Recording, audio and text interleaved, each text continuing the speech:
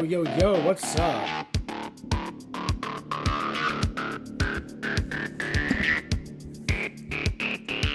Guess I can just push that off to the side. Okay. Actually, this mic could be fine.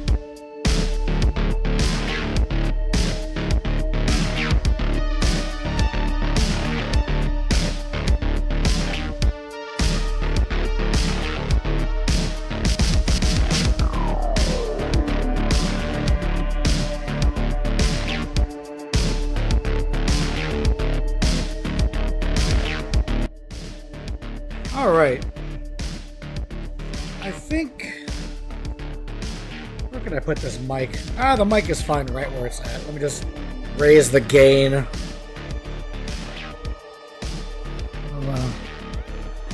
How does this sound on the stream?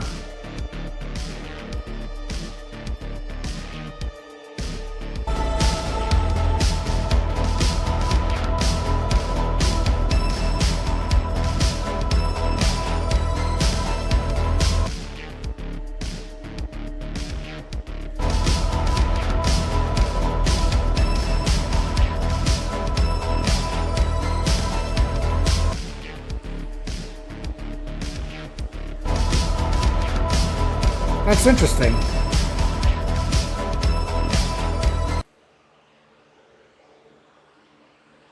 Yo, yo, yo, what's up?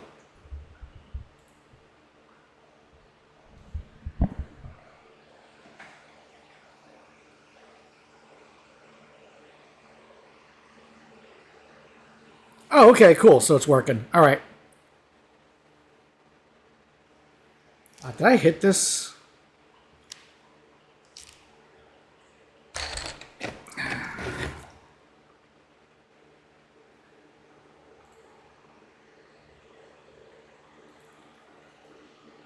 Wait, why is the stream showing a different viewing angle than what I have? It's so weird. Okay, there we go. It's better.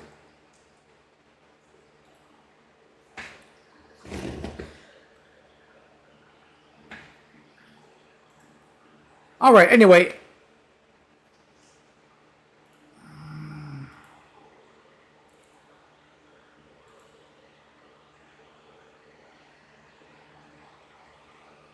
All right, let me get a correct timestamp for this sucker here.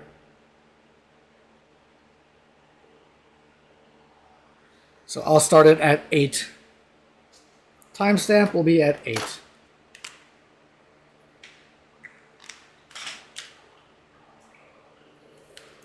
All right, everything seems to be working just fine. Hey guys, what's up? Today I'll be spending a little time working on the second rank and file for my Fishgnome's Deep Hunters. So April Fools, how you guys doing? I already have here the camera got hit a little bit, I think. That's a little better right there. Okay, so I already have a regiment of deep hunters for my custom army I'm making for my Fishgnomes. Because why not? And since I know I'm going to have them on the base, glued in, I'm going to work on the basing first. So I'm going to put some glue, first of all, in the bases here. I want to put the sanding flock on here. And I need to make sure that that's backwards. I need to make sure that the little circular bases don't come out of these square stands.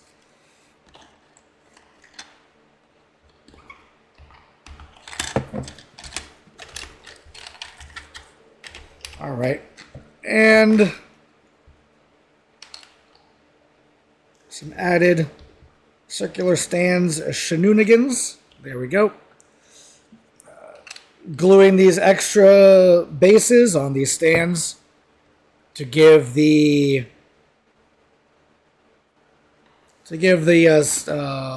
little dioramas, a little more height.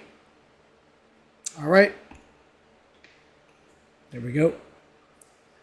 And if you're catching this as a recording later on and not live, remember to sub to the channel and make sure you hit the little bell notification for, well, notifications, so you know when I go live and do these little streams. The last time I did one of these streams was the Behemoth?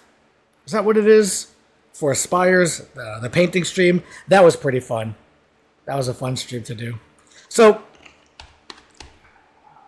I think now that the stands are glued in, what I need to do is cover them in the basing for the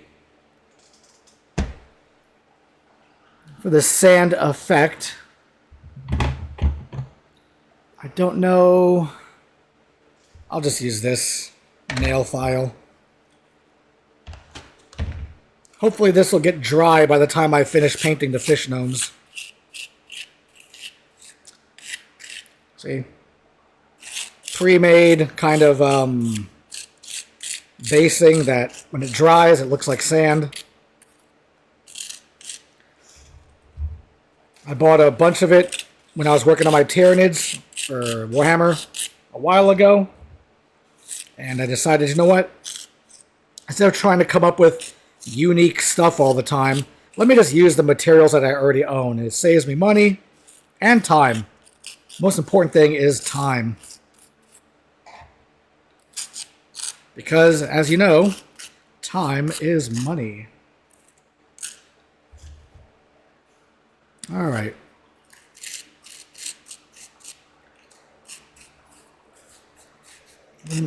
When this stuff dries, it sort of shrinks on the edges, so I just want to get a little bit of extra on the edges. There we go. So 1 down, 2 to go. I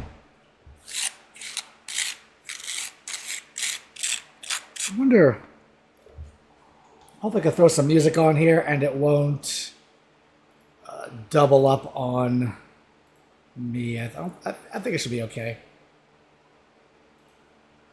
All right, cool. There we go. All right. Hopefully this music doesn't ruin the entire stream. Well, either way, you know what? I'm getting a regiment done out of it, so that's all that matters. It's getting stuff done. As the kids say these days, yo.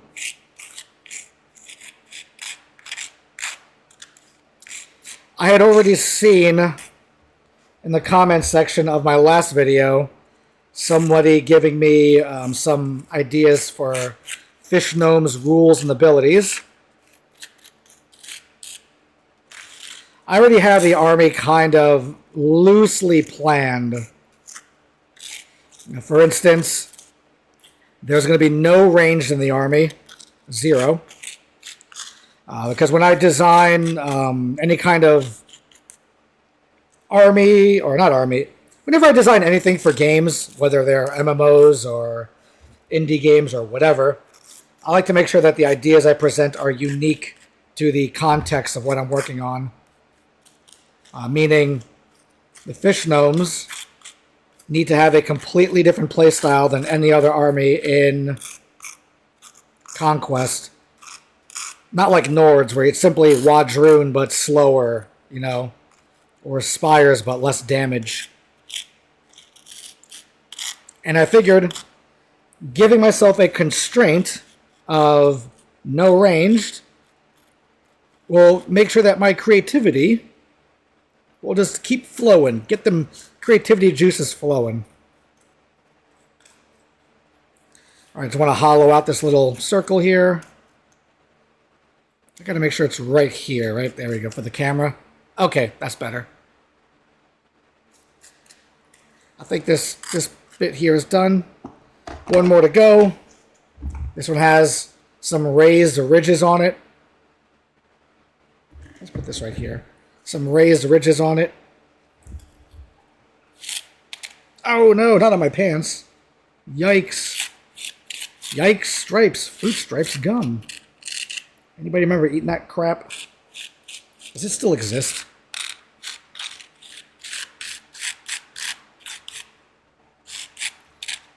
I hate to have my monitor behind my painting station so I can always see. I can always make sure that whatever I'm working on, you can see on camera and not off camera. The last Fishgnome regiment I worked on had these little raised bits as well, but I didn't glue them in, and it was hell. I'll tell you that.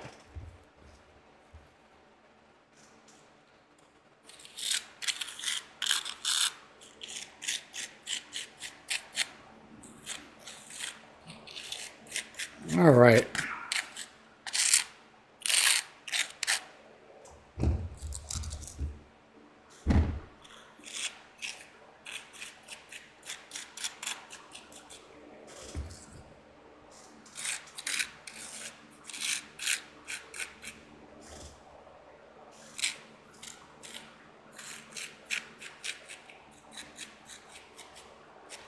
Now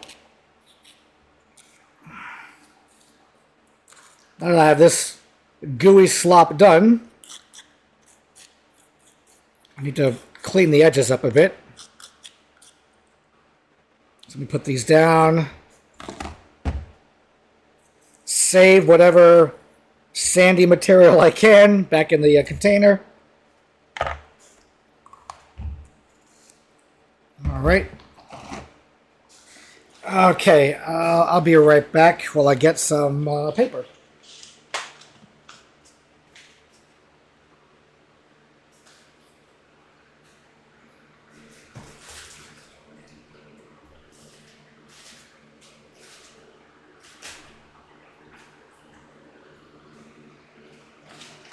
And there I go, got some paper.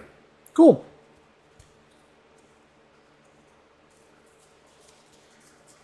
Just cleaning this stuff off my fingers before it hardens.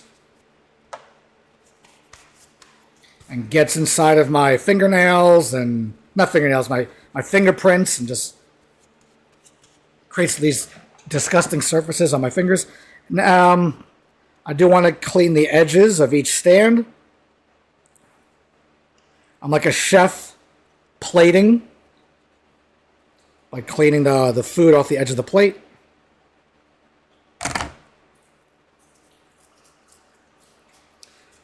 That's exactly what's happening here, right? Yeah.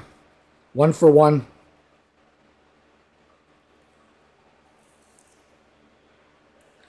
But I speak in principles. And I think in principles, at least. At least that's what I'm learning to do. It improves my hobbying when I do. All right.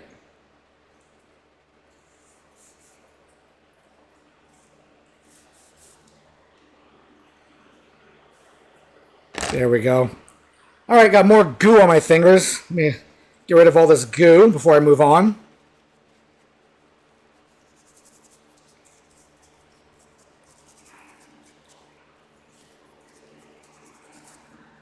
Goo be gone.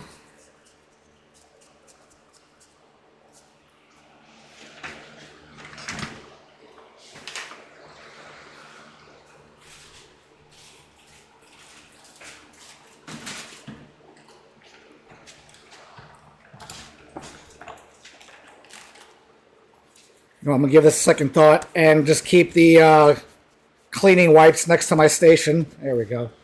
Okay, so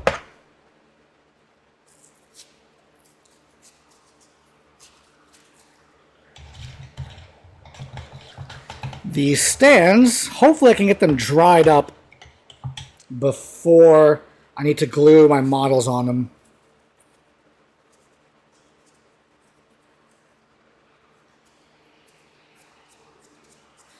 Oh, silly me. I gotta make the hats for my my little dudes.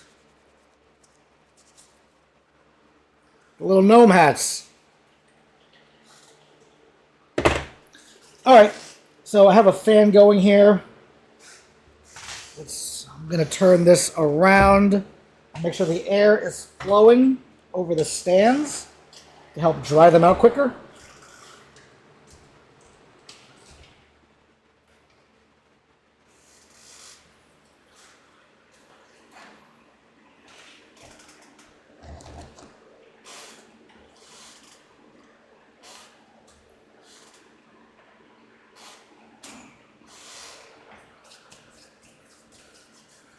There we go.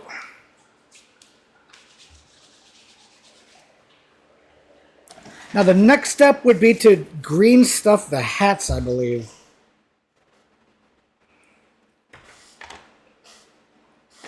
Now, if I just paint them now, I can put the hats on them later, which will speed things up for the stream, I think.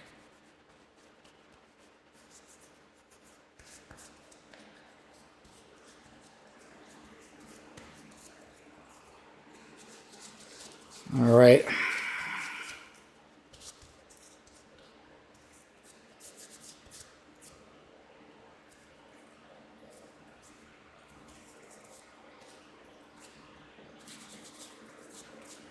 Let's see. Let me see here.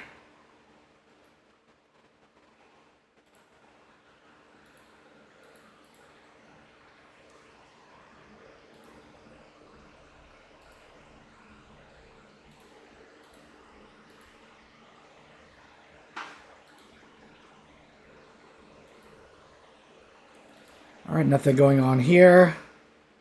Checking something else out here. Nothing there. All right. Okay. 1, 2, 3, 4. 1, 2, 3, 4. 1, 2, 3, 4? 4. Ah, there we go. Now the question, what about magnetizing a net dude?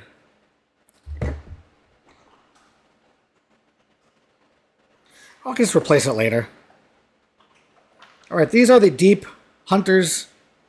A little Fishgnome deep hunters.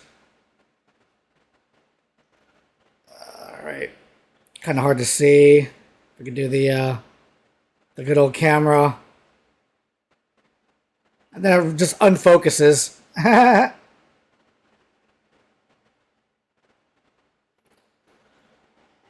think I got to keep the hand behind it. I don't know. I can never perfect the focusing method. Anyway, it is what it is.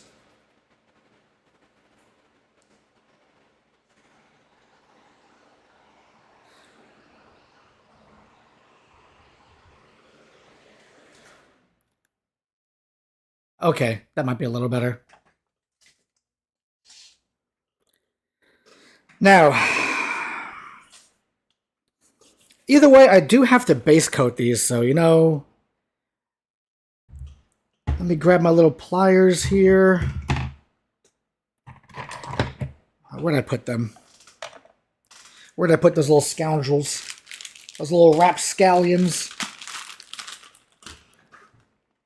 There you go. All right. So I have my Warhammer Codex Gray, standard gray. Give it a good shake.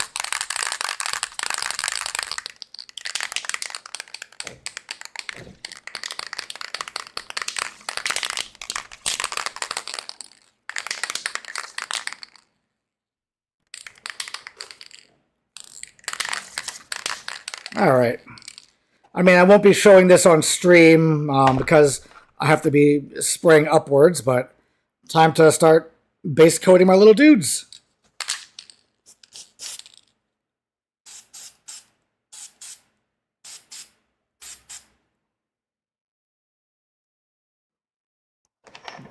All right, one at a time. Let's get these guys done.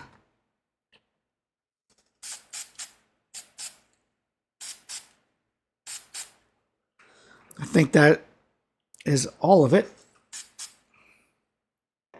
If in doubt, hit it a second time.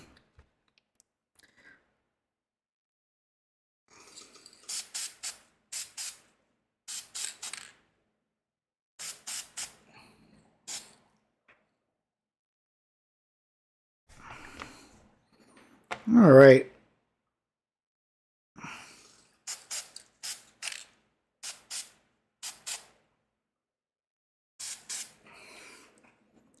I think I'm hitting all the angles here on this little guy. Yep. 4 down, 8 to go. Here we go. There we go. Yep.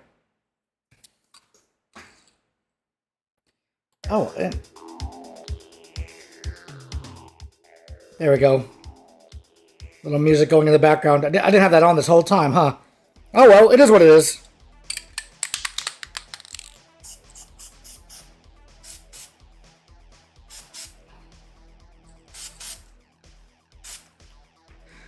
Sometimes you're just like Bobby Boucher. What could I say? Bobby Boucher?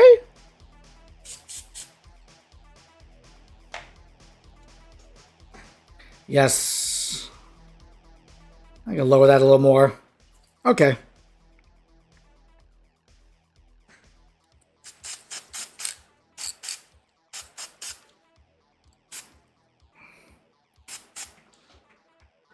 If anyone's joining the stream, don't be shy. Say hello.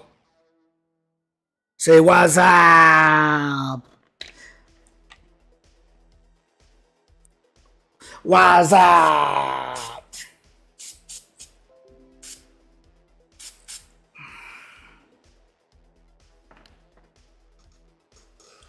Oh, I think I got an important email here.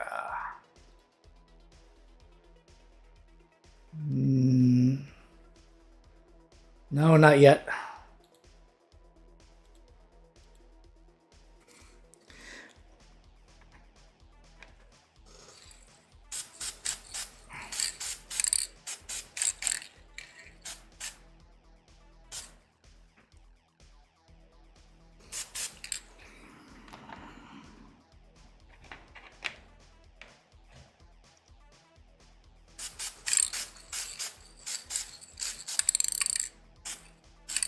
All right. Did I get all the angles on this one? Ooh, in the face. In the face! 3 more to go.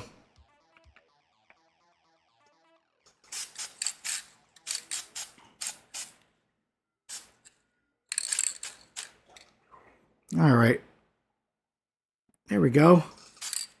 2 more to go.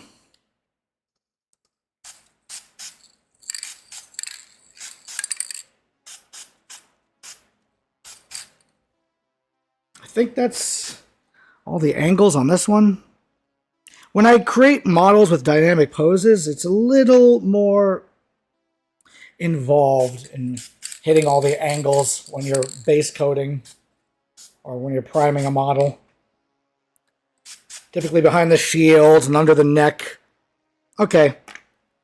That's the 12 models, base coated there. Got a little gray on my fingers. Look at that. To give it a second to... Give them a second to dry. I'm now going to break out my green stuff. Good old green stuff. I'm going to check the levels of the audio here. So...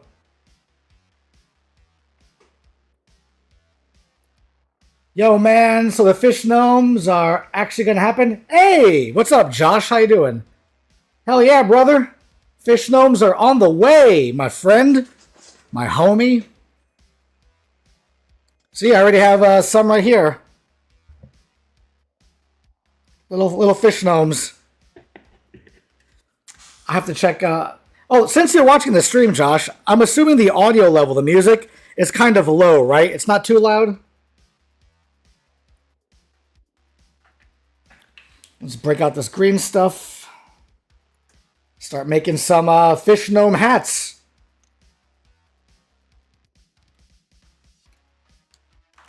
I wonder if there's a way to speed up drying of green stuff. Maybe under a fan or... I don't know. Now, the green stuff, though, unfortunately, this is like 4 or 5 years old. This is ancient green stuff. I have to cut out all the little bits and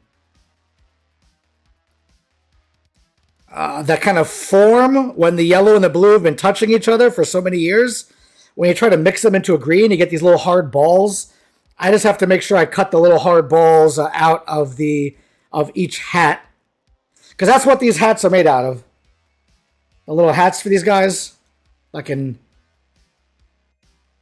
for my little fish gnomes here. Oh, I just had it.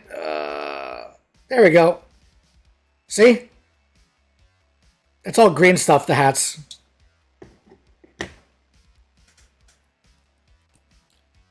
I don't hear any music. Oh, you don't hear any music? That's interesting. My desktop audio is doing the desktop audio stuff.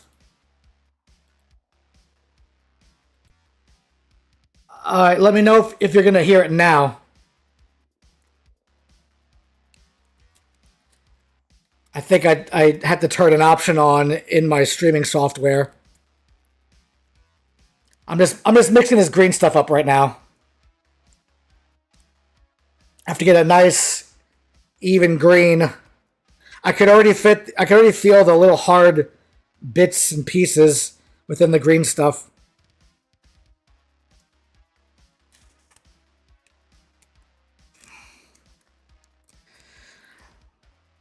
Oh, for my spires, I put together a bunch of brutes so I can not proxy them anymore. I can actually use the brutes.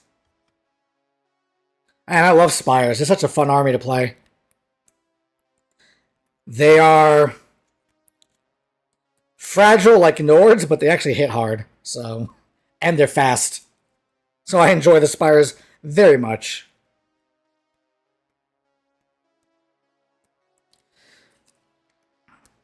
Are you working on anything at the moment, Josh? Okay, I had to put the volume up on the music too. So what I need to do is I need to take this green stuff, flatten it into strips off camera, and then cut it with a knife. So if you don't mind me for a second, that's garbage.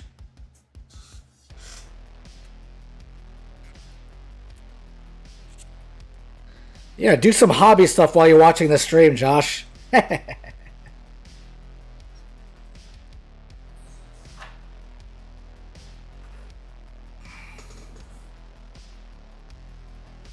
we go, that's much better. Okay.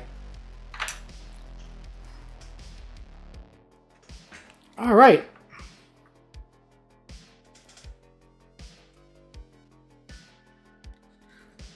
Now, I think when I first made the hats, I would have it like in a rough shape, like a circle with like a flatter side, like this, right?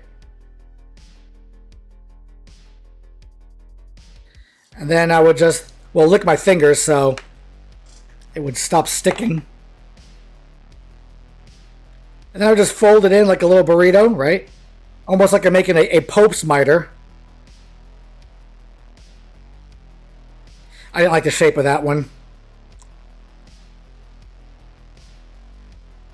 Ooh, this one's a little better.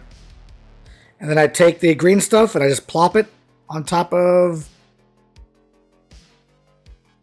the gnome's head, making sure I'm not covering his eyes. Now he's got his little fish gnome hat. I just gotta shape it up a bit. There we go. So see, he's got his little hat going. And just go down the line. Just keep making hat after hat after hat.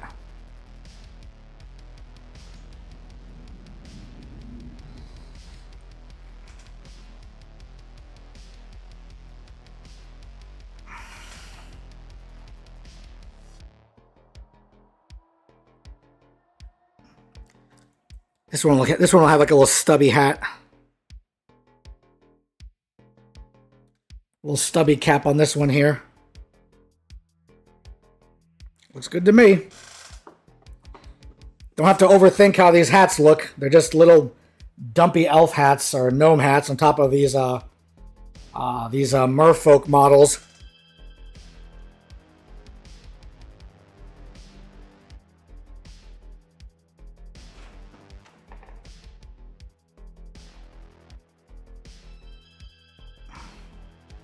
There we go. See?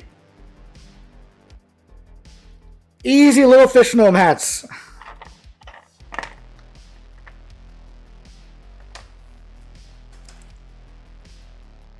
And I'm going to try something that I haven't tried in a while, I think.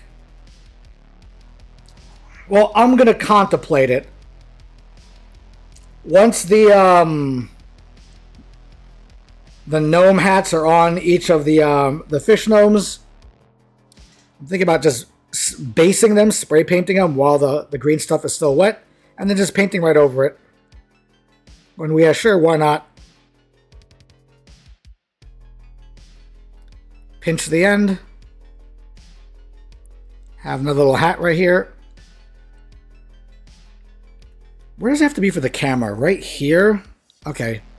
Well, let me do this. Right where this 16 is. Okay.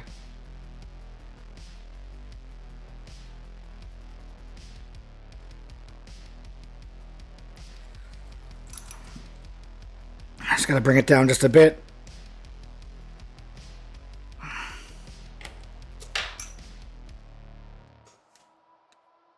All right, you still there, Josh?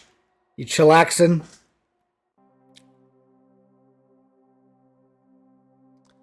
All right, taking out one of those little green stuff, hardened bits I was talking about.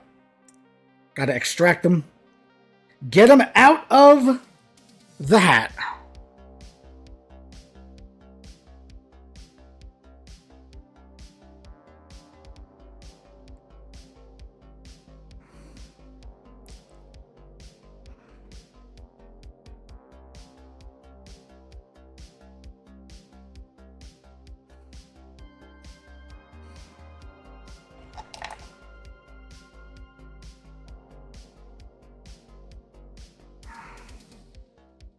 There we go.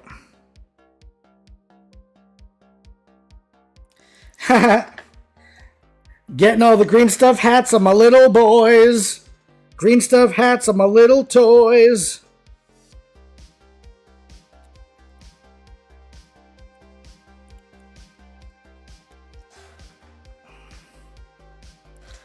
I'm going to do this probably another hour.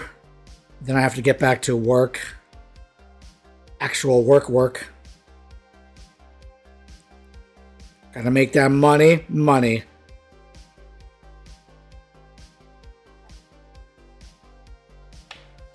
No, on the ground it goes. Oh my gosh.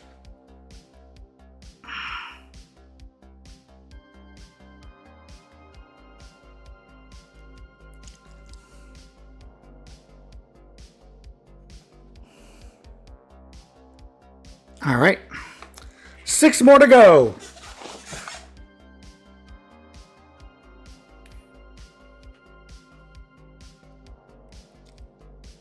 I might have to mix more green stuff up. It's looking like I'm going to have to mix more green stuff up.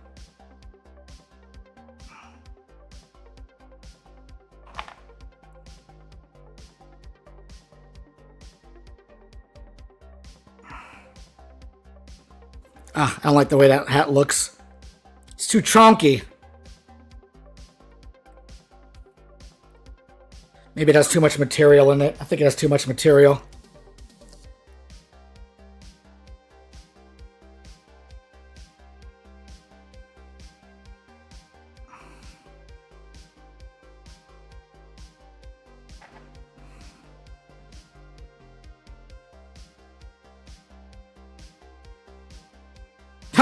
This one's really floppy.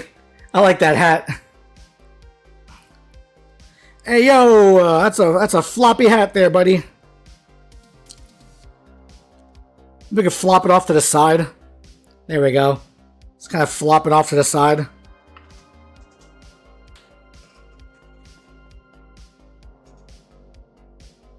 All right.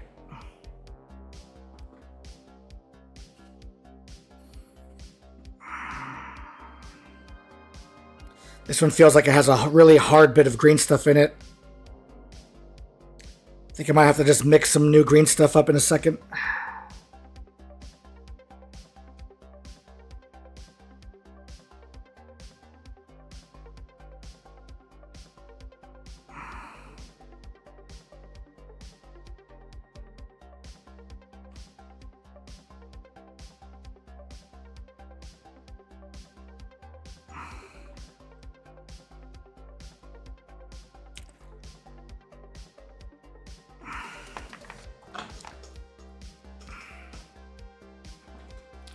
Okay, 4 more hats to go. Well, after I do these hat bits, I have to then create the little ear flaps that go on the side of each of the hats.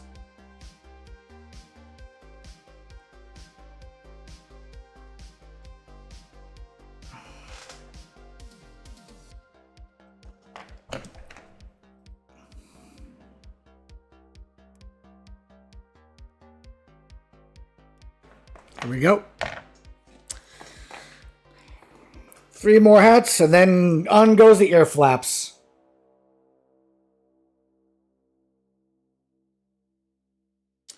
This one has too much green stuff. I think I got to the part... Lord. I believe I've reached the part of the green stuff where it's almost entirely unmixable lumps.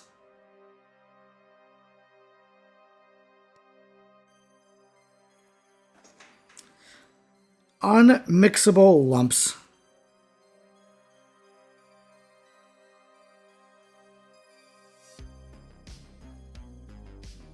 Okay. These streams are great motivation for someone like me that has massive commitment and massive commitment and attention issues. It's even very difficult for me to hobby while speaking, which is why I don't hobby too much at local stores, because then people start talking to me, and then I don't get anything done. I'll just begin to talk and then forget it. My planned afternoon is over! Yeah, I'm gonna have to create a little more green stuff, straps after this. Oh no! Fishgnome went flying. Ah! Luckily, they're made out of really, really light resin, so when they drop on the ground, they just kind of bounce everywhere. Some bouncing Fishgnomes.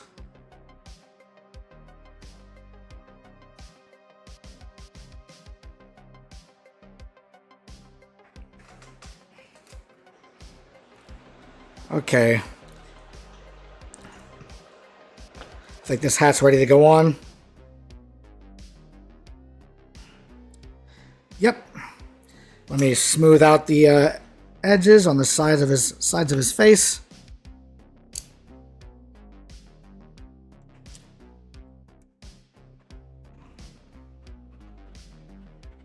All right.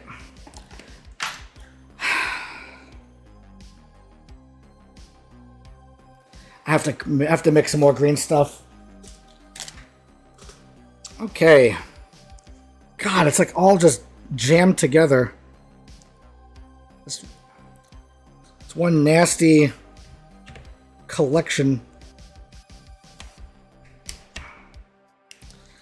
Oh, mixing green stuff's the worst because it's just so hard and difficult to work with. Good golly, Miss Molly. Alright, so I'll be off camera here just mixing it up. Let me know here in live chat or in the comment section, if you're watching this post-live stream, what are you currently hobbying on? If you're hobbying on anything in particular. I am working on my Fishgnomes faction. I do have what I currently consider, under my alpha rules, about 2,400 points of Fishgnomes. So I'm working on that army, and then I'm also working on my spires.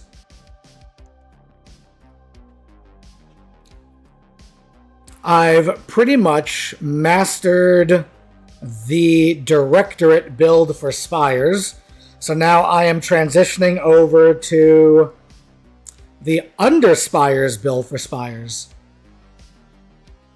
Some people at my local store, I mean, you know, I think I've won and lost half my games with Underspires in the league, but I do run 4 Strix regiments, and they're fun. Strix are a really fun regiment. I wish Nords had a regiment that was as fun for me to use as Strix. Bow Chosen used to be, until they got nerfed through the stratosphere. Nothing else in the Nords really speaks unique or fun.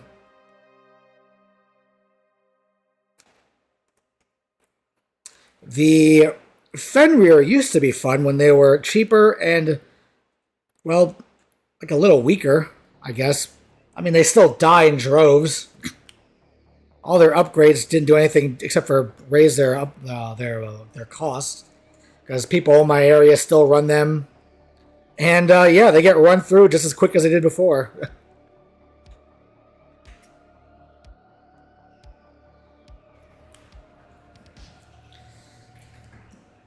Typically in this game, unless you have a high resolution or you're a dedicated defense regiment, you know, the defense 4 or higher, with a resolve of 4 or 5, everything just dies quickly in this game, which is fine. It's expected. I like it when stuff dies fast in this game. You run in, do some close combat, and boom! Instant results, instant happiness.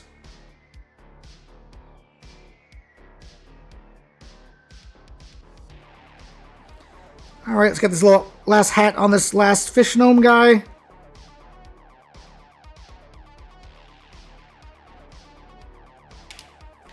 Oh, what came off? His shield? Yep, his shield. I gotta glue his shield on. Oh, where is it? Found it. Apparently, I didn't use enough glue last time. Get a little accelerator. And a little super glue. Let's accelerate the super and the glue. All right, already done. So his shield is back on. Fishgnome Pride has been saved. 1, 2, 3, 4, 5, 6, 7, 8, 9, 10, 11, 12. Cool.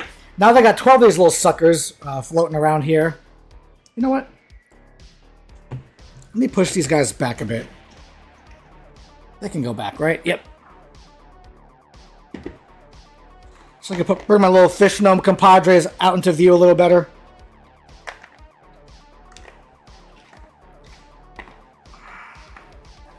There we go.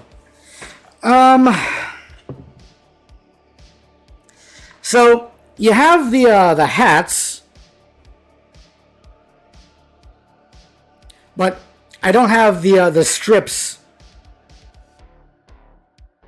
on the sides of the head, like right over here. Come on, focus, camera, and then unfocuses. That's annoying.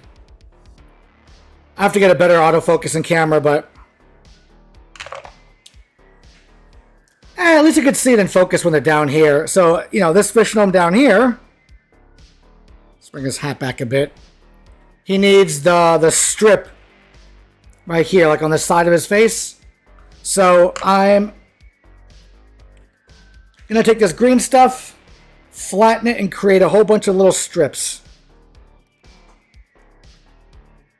And the strips don't need to be that long, if long at all.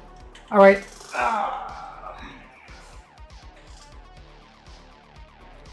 So I'm just taking this green stuff, see, and I'm flattening it like this. Just fold in the top. I don't want the strips to be too long. That looks like it's a right amount of strippage. Strippage? Yeah, just like this, right? So here's what I'm going to do. Off camera, I lick the blade. Lick the blade. I lick the blade. It's getting a little too wide for me again, so I gotta mush it down a bit. Okay, now I cut off the edges.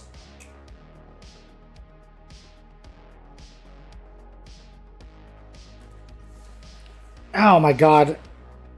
I'm gonna start shooting this green stuff all over the floor, aren't I? Apparently, yes.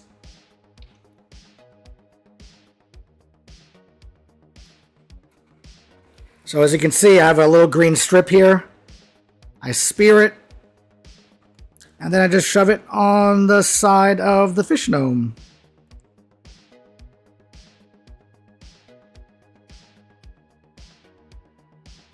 Until I can get the strip.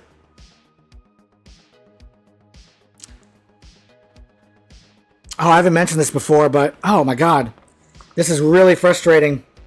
Why? I only have one contact in it. And I think these strips are too long.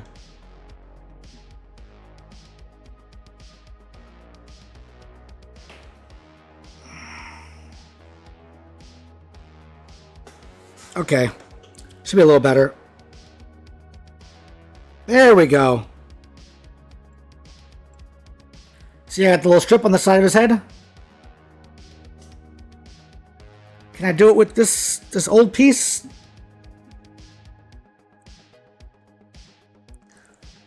Yep. So it's got the little flaps on the side of the hat.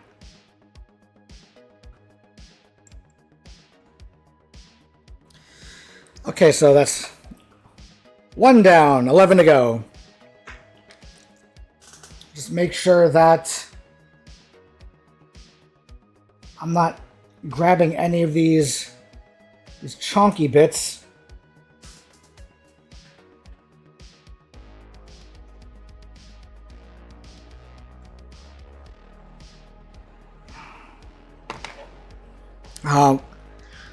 Any of you out there, hobbyists, have like fumble fingers?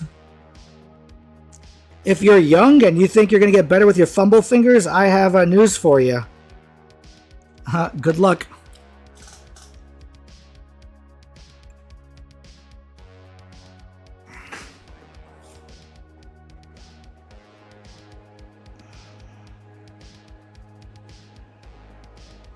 Oh my gosh, this knife.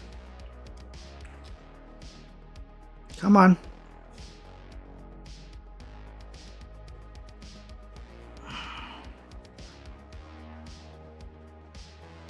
Why aren't you sticking to? Oh, I think I'm putting too much lubrication on the table. And so the green stuff, funny enough, is not sticking to the green stuff, which is very annoying. But it is what it is. Oh my good lord. There we go. Osh gosh bagosh, as the young kids say.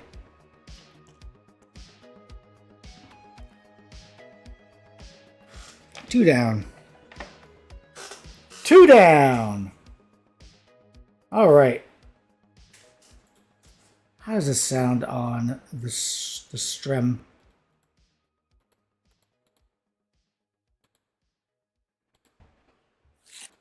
And I figured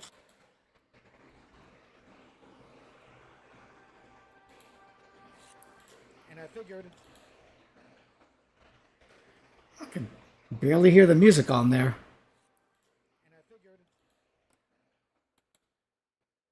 Why does it do that? Oh, that's why it does that. Okay, that's fine. That's just off, right? Yes, that's off.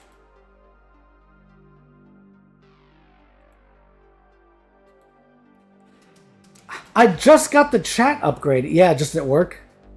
Why didn't it? Okay, there we go. Yeah, you sent the yeah, just at work. If you're still there, I just got that that message right now. I don't know why. It's YouTube. So I know that was like 20 minutes ago, but it is what it is, Mr. Josh.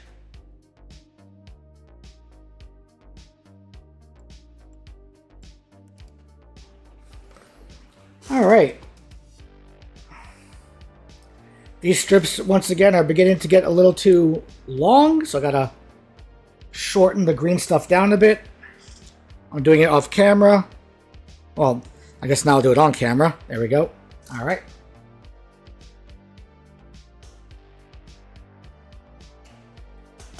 Don't need that edge.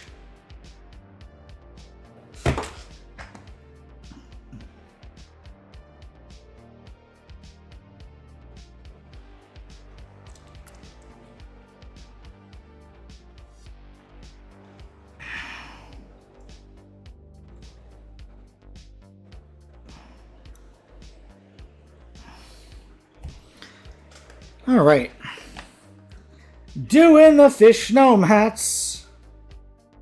Doing the Fishgnome hats. I've got no legs. I've got no legs. Can I just cut a bunch of these? 1, 2. Oh my good lord. I could just do a bunch of these. Okay. So if you're still there, Josh, are you hobbying on anything?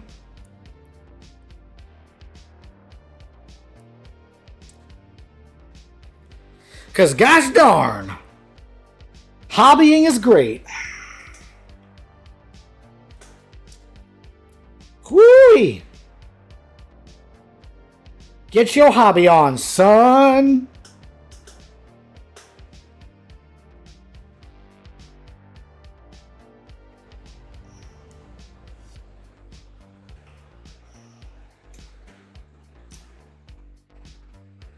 Why isn't that cutting? Oh, there we go. Ah!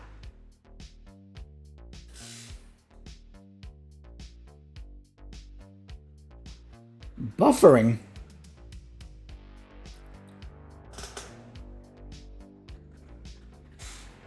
What buffering are you talking about?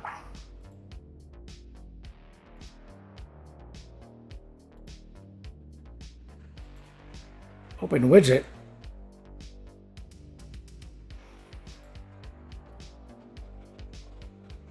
I don't know what's going on with the at work today. Okay. Sorry, it looks like the stream is going to start stuttering.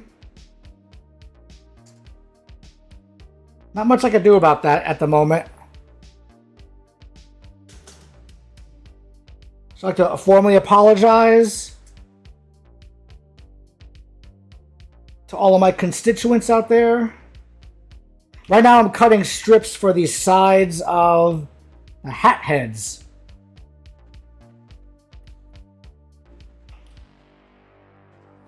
One, 2, 3, 4, 5,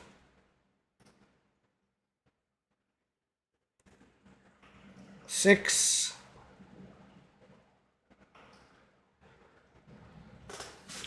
7, 8, 9, 10, 11, 12. I need 3 more. 1.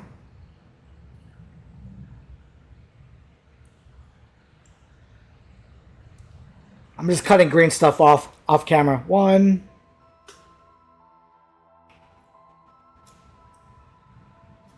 2. And finally 3. And 3. Okay.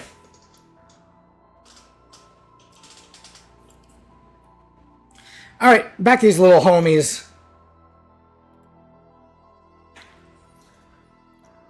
See if I could just cram the green stuff on them without too much of a hassle. There's 1. There's 2. That was kind of quick.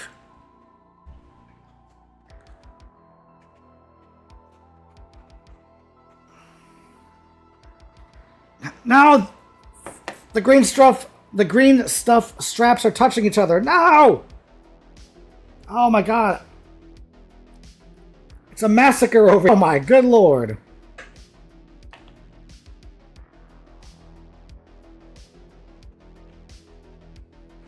All right, let me... There's 1. Oh, this is really hard with one contact lens. I have no depth perception. Oh my good lord.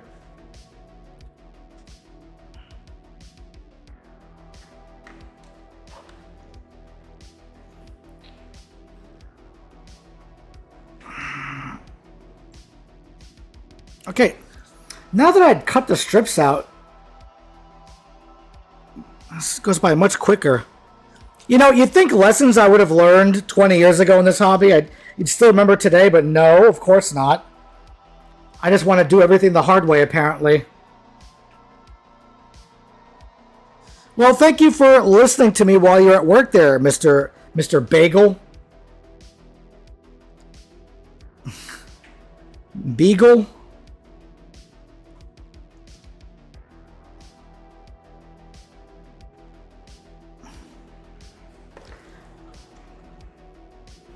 I do have Fishgnome monsters in the work, too.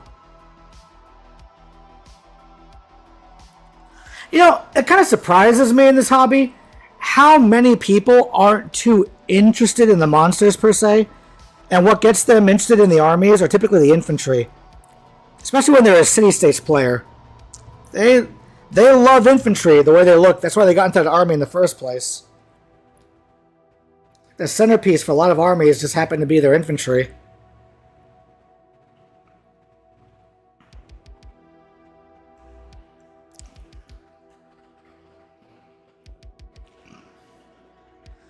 We should play another game at some point there, Josh.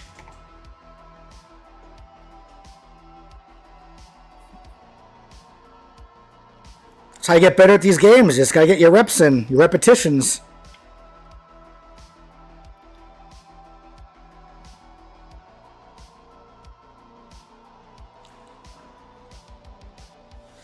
Okay, two more to go. Two more of these little dudes to go. Oh, I didn't cut enough strips. I gotta make more custom strips. Ah, it's gonna be annoying.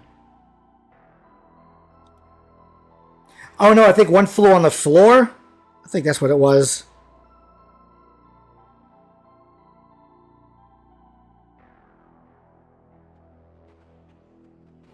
Just get in the hat. There we go.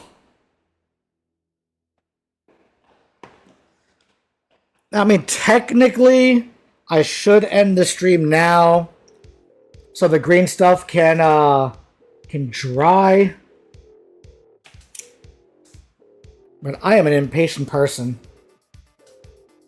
when it comes to my hobby stuff, because I'm naturally like a speed painter kind of person. I mean, that's what I do. So I'm just gonna coat these little hats. And paint. Oh, the issue is when I dry brush, the dry brush is gonna knock the flaps everywhere.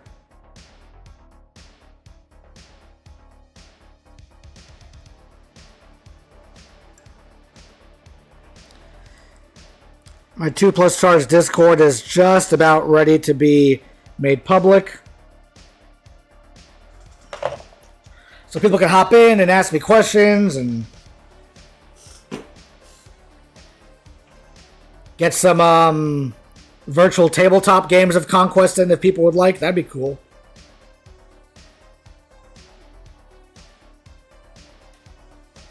I've tried the virtual tabletop stuff a couple of times, and I just have to knuckle down and get used to the interface. Okay, I'm looking at the bases. The bases are actually sort of dry. Let me leave it in the fan for a little bit longer.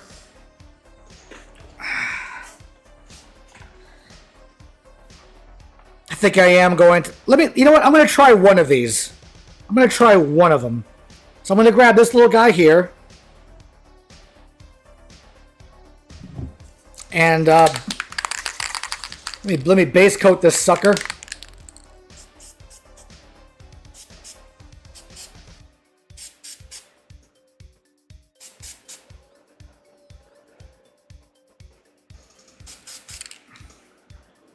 Alright, so his hat is now gray, like the rest of them.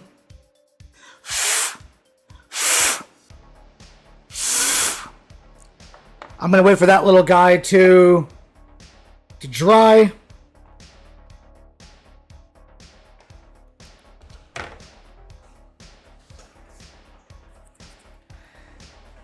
Let's see if I can pull up a picture here. Let's see. No, I don't have that picture ready. Shoot. You know what? Let me just base coat all these little suckers.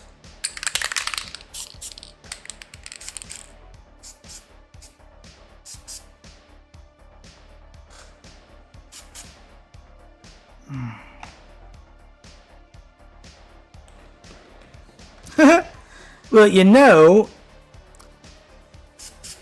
if I was one to have plans in life,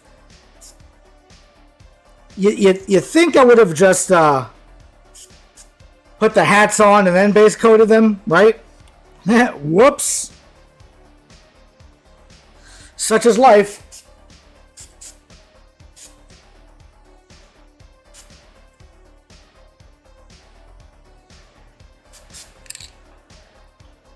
But it's okay.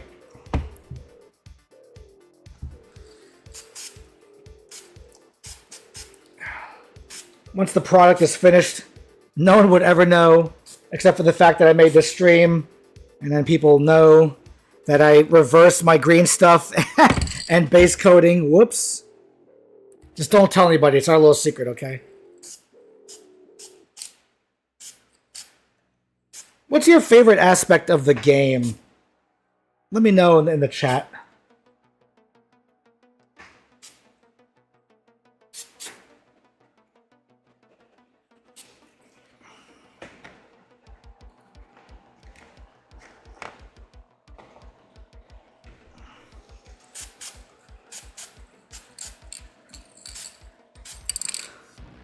I mean, my favorite aspect of the game is clearly the alternate activations. That is the defining feature between Conquest and, let's say, Warhammer Fantasy Battles, is simply alternating activations.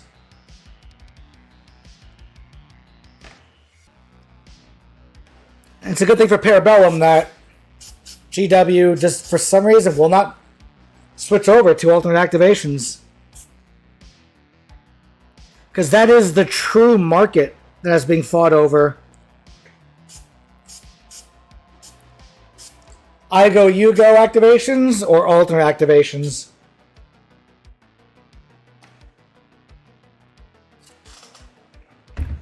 And the alternate activations makes this game. It brings in an element of decision making, of choice, of player creativity and intelligence during the game that no other large scale wargame that I ever played has.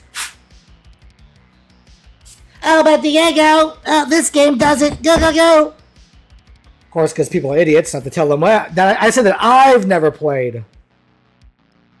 Your brain's malfunctioning there again, buddy.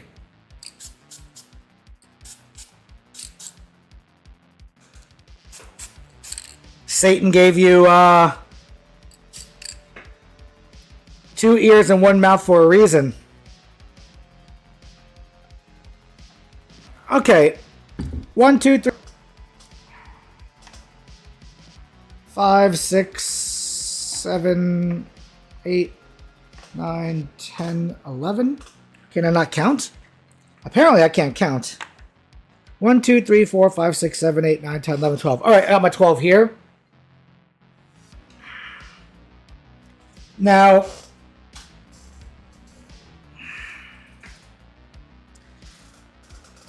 I have my bases here that I did earlier at the start of the stream, and it's a little wet still. It is what it is. This is the part I hate most, is the sitting and waiting. This part right here, oh, I gotta wait like 5 minutes or something.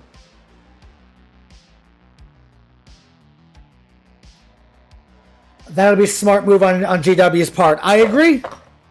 But for some reason, GW just does not want to have alternate activation games. Because that's the one main selling point that a Games Workshop game has. At least the major games do. It's the story, the intellectual property. And it doesn't matter if Warhammer 40,000 or Fantasy Battles or Age of Sigmar plays like absolute garbage. People will buy models and get into the game just because of the lore. I've never really been a lore guy. So I'm more of a games mechanics individual. Not that I'm good with game mechanics, but that's what, you know, because when you have an option between two items, two things, there's a differentia that separates them, an essential aspect of the thing that differentiates one thing from another. You know, for instance, you have these two blues.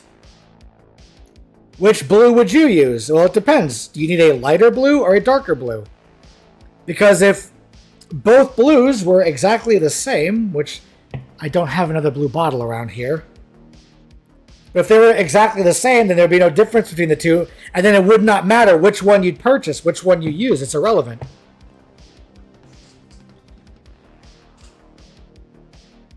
And if I have to play a war game where I'm going to spend $500 on an army, or with GW, $1,000 on an army, or even more, and all I do is spend all this time bringing the models to the store, laying them out, rolling to see who goes first, then whoever goes first wins the game. I just pack my models back up and go home. It doesn't matter what company makes the game system if they all play essentially the same. It's irrelevant. The Conquest, though, alternate activations, beautiful. And secondary to that is the regiments coming in from the reinforcements every round. They just don't all start off on the board for an alpha strike is also amazing.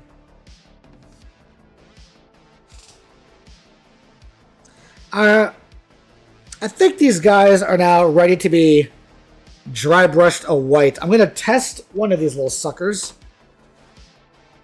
I have my little Artis Opus brush right here. Where's my titanium white? There it is. Here's my Pro Acrylic Titanium White. Best white on the market.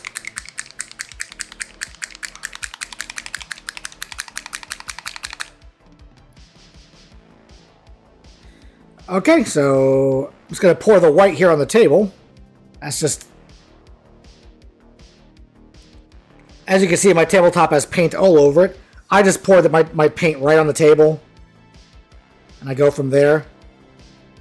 Is this white clogged? Uh-oh. Is this clogged?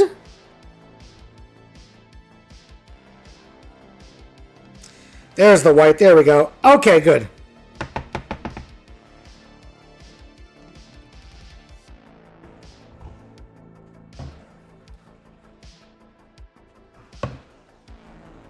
Time for some dry brushing.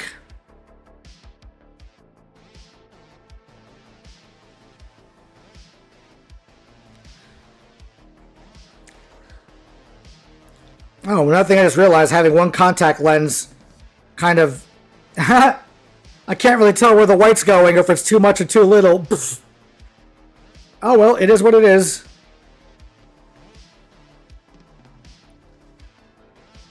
That's the life I lead. The one-eyed contact life.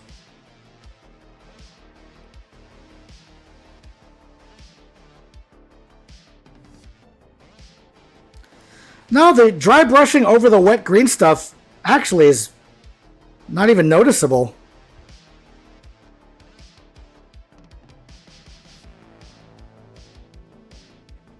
So I got one little dude here, dry brushed white. And time just move down the line.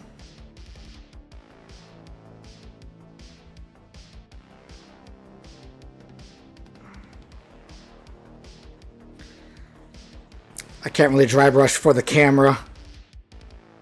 I kind of lose a little bit of control, but that's okay. These guys are like little disgusting merfolk men anyway, so the paint job being sloppy on them kind of fits the aesthetic of the model and of the overall look of the army. I was wondering if I was going to paint them like a joke color, bright colors. I tried on a couple test models, and it came out disgusting. So, unfortunately, well, not unfortunately, but that led me to the decision of just kind of having them follow the conquest aesthetic of death and decay, and everything is dreary and fantasy grimdark.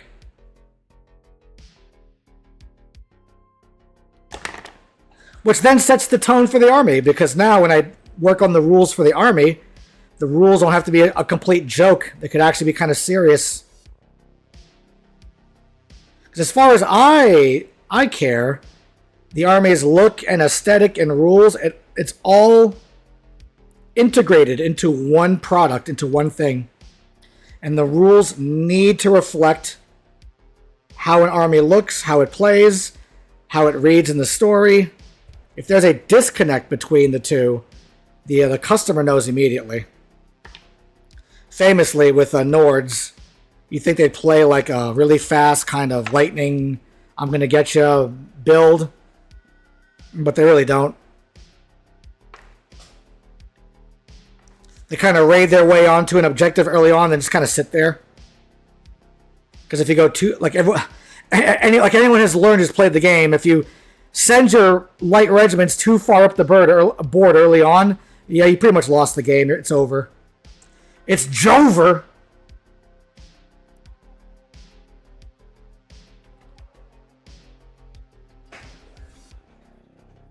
It'd be cool in the fluff if the Nords more overtly would rush to a village or rush to something and then occupy it, and that's what they do. They go over there, they rape all the women and children, they kill all the men, they keep some of the teenage boys or girls for fodder later on, girls for breeding, boys for, warring and dying, and they just kind of just take the village over and stay there. Because typically with raiders, they go to an area, they raid, and they move on. But that's not how the Nords play on the tabletop. Like with the Dweg, they're defensive. I mean, that's how simple as it gets. So, and they play defensively. And it works. Wadroon have these models, these dinosaurs on dinosaurs on dinosaurs that look really fast. And you play them, and they are really fast. They play exactly as Wadroon would play.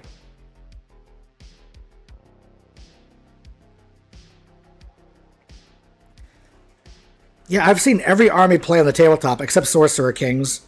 So I have zero opinion on them because I'm ignorant on them. And every army but Nords plays as described or advertised on the tin. Which is unfortunate, but it is what it is.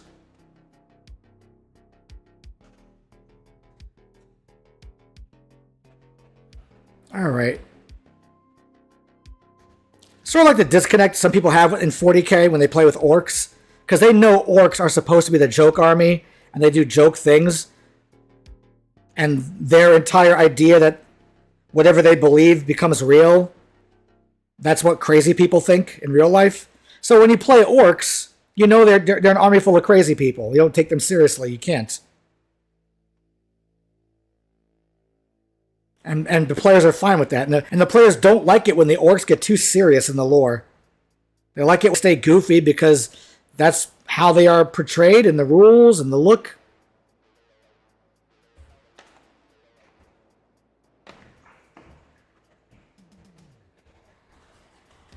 Spires plays exactly as I think Spires would play.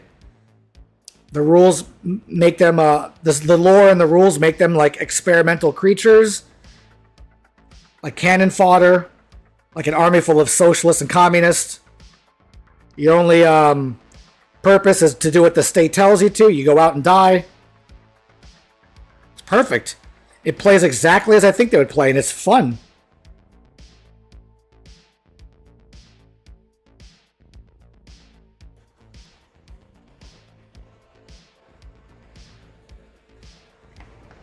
I love the Spires. Spires are awesome. I've even grown to love their hideous models.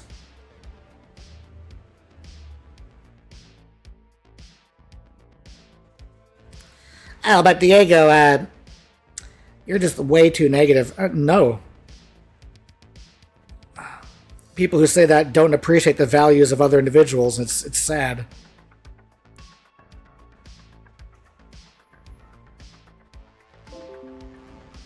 What is that? What are you beeping on about? Oh. Alright. I'll be ready to paint these little guys in a minute.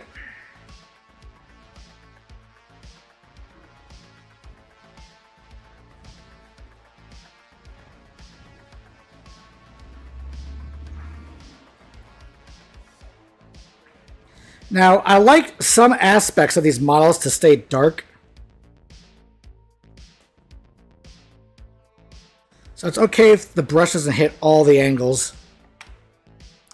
3 more of these little guys to go. And then I'm going to go back over and do another quick brush on all the models to make sure I get all the white highlights where I want them to be. Ooh, I almost broke his green stuff hat. Haha. I was treating the entire model as if it was one solid piece, forgetting about the green stuff bits.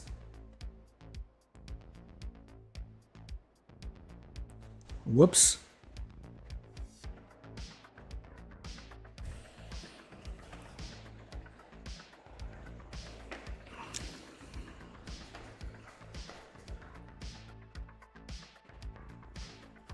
Look at that. It's funny because this painting technique is what speed artists, for the most part speed artists, but speed artists will do when they're actually painting, like on Photoshop. They paint in what's called grayscale, and then they use various layers to put colors over the gray. That's what this basically is, the priming and zenithal. It's taking what you do in traditional art and apply it to, well, oils, light oils, contrast paints, speed paints, any kind of like a wash. So the paint is not opaque and doesn't cover the gray and the white.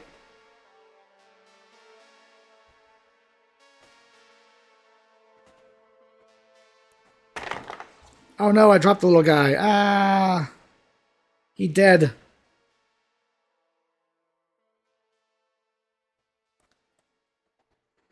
I almost got my first full regiment of Fishgnomes ready to hop on the battlefield.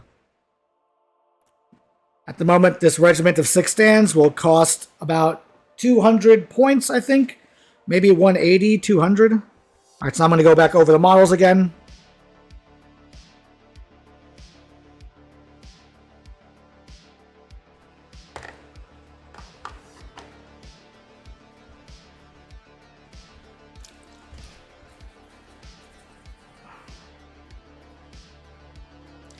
I don't want them too bright, though. You have to roughly match the aesthetics of the first batch, and the first batch was not bright at all, or is not bright.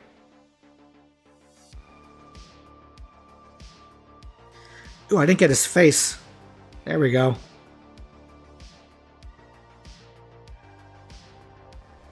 That's why we do multiple passes. Make sure we grab all the spots in the models that you miss.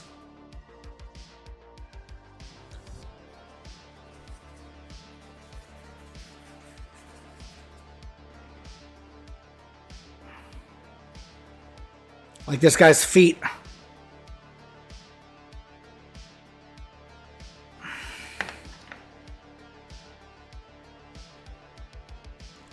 Oh, this guy seems pretty good. Oh, the arm. Okay. The arm holding the shield was a little off.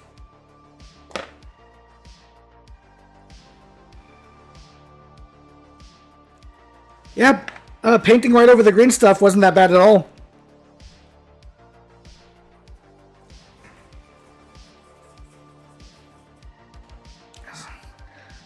As long as you have a light, delicate touch. Not too rough. Rough with the models.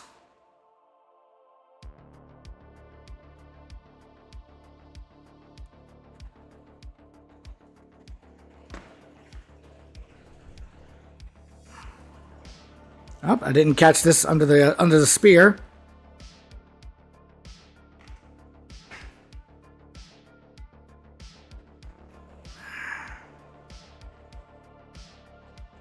All right. Okay, so let me clean this brush off before I ruin it. Always make sure that your expensive dry brushes and brushes are cleaned thoroughly, or as thoroughly as you can get it, because I'm going to get most of the white off here, and then I have the saddle soap for my brush. So I'm going to take my brush, get it in the soap, get my brush nice and sudsy, and then back in the water can it goes.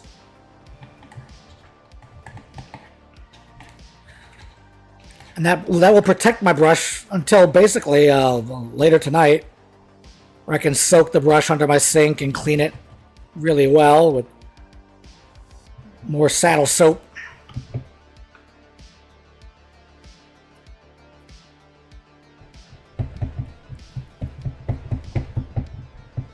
Maybe with because I own saddle soap, I should go buy a horse and an actual saddle. With all the money I put into Parabellum, I think that would be Acropo. Go from one hobby to another. Just transfer the money nature of one into the other. All right, so the little dudes here are base coated. The actual bases themselves, I'm now going to spray paint with Wraithbone. Yep. All right. Have my GW Wraithbone right here. It's a good sand color. I have my little box. Put my bases in the box. And I'm going to hit this right off camera.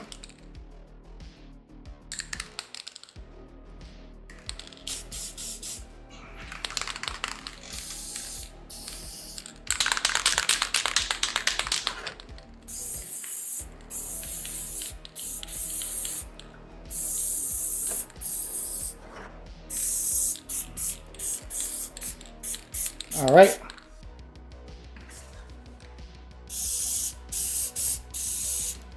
Oh, I just put this box on top of the white that's on the tabletop.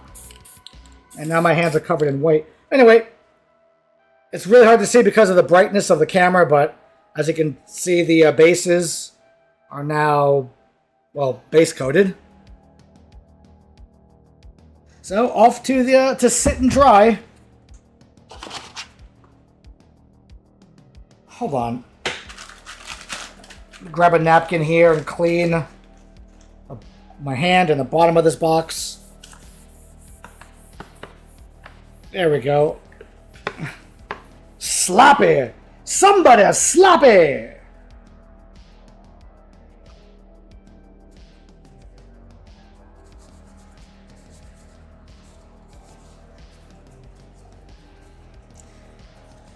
All right.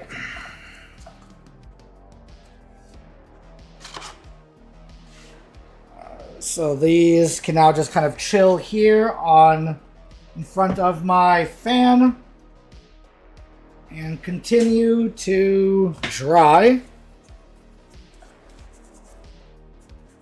It's like when I did my behemoth video, I just stuck the wet behemoth in front of the fan so it dries much faster than if it wasn't in front of a fan.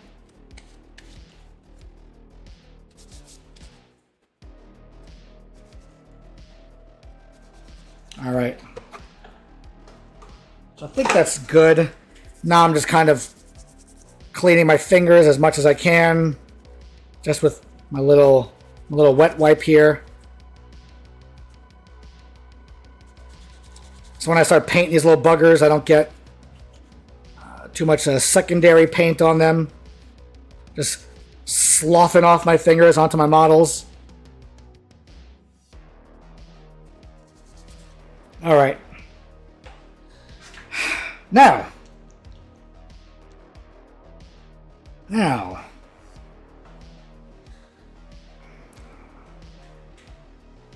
Grab my little paintbrush. There you are. All right, cool. So I got my little paintbrush, and I have two colors of body for these guys. Speed paint, Charming Chartreuse. That's one body color. And the other body color is Pallid Bone. My favorite speed painting color. Pallid Bone it goes on everything.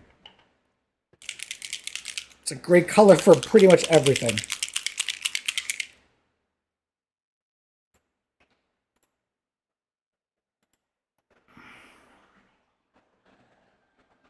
All right.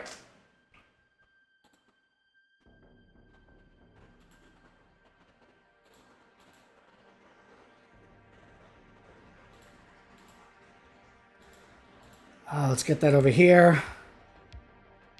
Okay. Pallid Bone. Oh, now this huge blotch of white right here.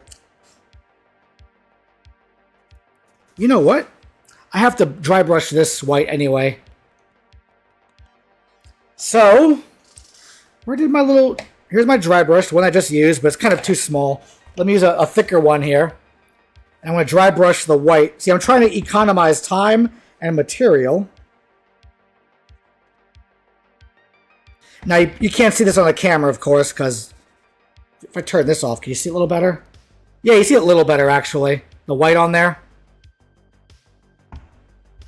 What if I do, like, minimum light? Oh, it kind of washes it out. Anyway, that's what I'm doing.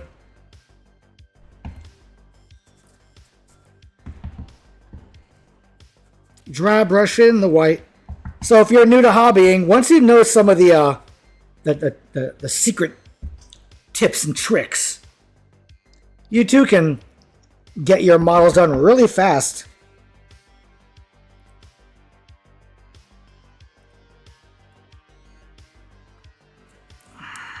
That looks good to me. Good enough for me. Let that dry for a second. Grab another one.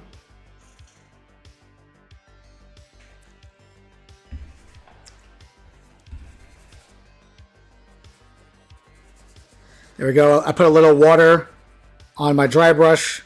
Believe it or not. Helps the paint come off a little easier. Dry brush the edges. Once again, you can see the dry brush on there.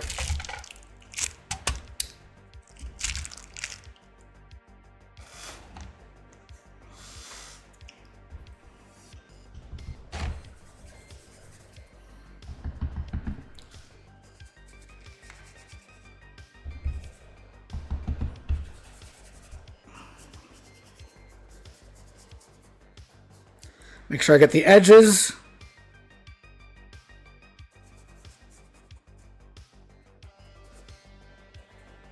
And now hit them with a second coat of white, just on some raised edges. The most raised of edges. Bing bang. You don't want to make it even because this is supposed to be sand. And it's not, you know, man-made or anything, so it's going to be uneven.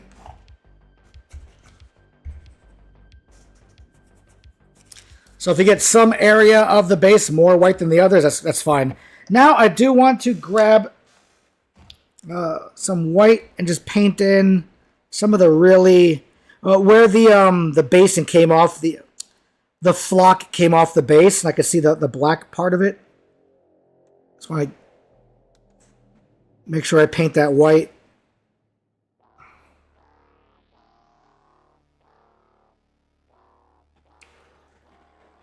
Let's remove that little bit there.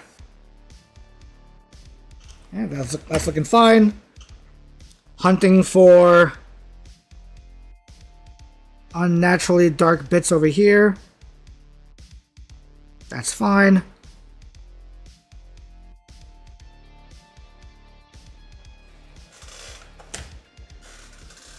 And there's one bit over here For me to grab, right? For me to touch up. There we go. Okay. Clean off that brush.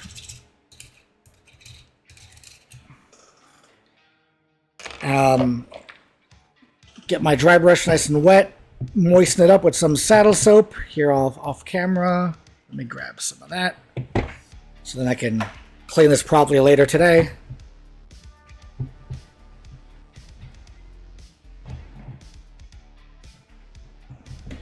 For those of you who are actually still watching or will find this part of the video, as you see, I have cavalry shrimp